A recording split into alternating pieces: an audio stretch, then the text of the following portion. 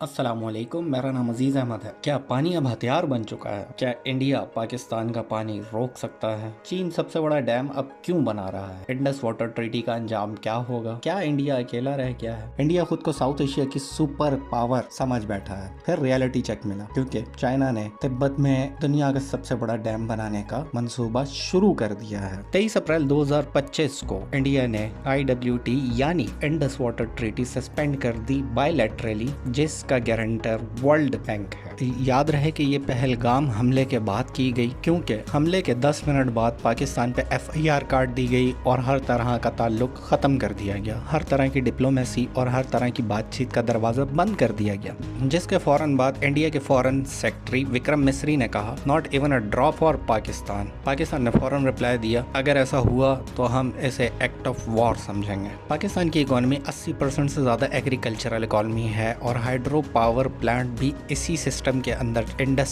System के अंदर ही चलते हैं। ट्रीटी सस्पेंड के बाद जनाब जेहलम फ्लो में 20% तक का ड्रॉप आना स्टार्ट हो गया है। 22.9% GDP का हिस्सा आपकी एग्रीकल्चरल इकोनॉमी से आता है, जो कि पाकिस्तान की इकोनॉमी की बैकबोन है। 94% पानी हमारा एग्रीकल्चर और ड्रिंकिंग वाटर जो है वो भी इंडस बेसन से ही आता है। अगर इंडिया इसको पूरे तरीके से खत्म कर देता है तो ये पाकिस्तान के लिए बेहद खतरनाक साबित होगा। इसके बाद इंडिया ने फौरन Tulbul barrage, Chenab lift, reservoir, इन सब प्रोजेक्ट्स पर फास्ट ट्रैक में काम शुरू कर दिया, जो कि ट्रीटी के रूल तोड़ने के मुताबिक है। Reuters, foreign policy magazine, financial times सब ने वार्निंग दी, ये वाटर को वेपनाइज करने जैसा है बिल्कुल, जो कि बिल्कुल इलीगल है। और फिर पाकिस्तान इंडिया को UN में ले गया और उससे पहले पाकिस्तान ने 4 खतूत भी लिखे कि भाई इसके ऊपर बात की जाए ताकि इस मसले का हल बातचीत के जरिए निकाला जाए। अब नया सीन ये आया है कि चाइना ने वर्ल्ड लार्जेस्ट डैम